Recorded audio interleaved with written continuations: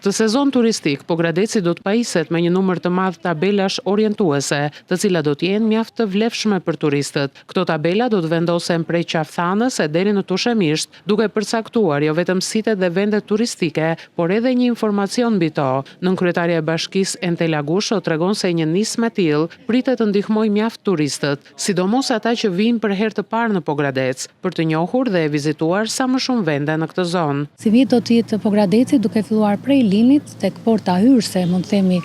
e turizmit të rajonit të Korçës, do të kemi të orientuar me shumë tabela, të cilat do të vendosen për herë të parë si në Qafthanë dhe në gjitha pikat më të rëndësishme turistike, tabela orientuese, por njëkohësisht dhe tabela të cilët tregojnë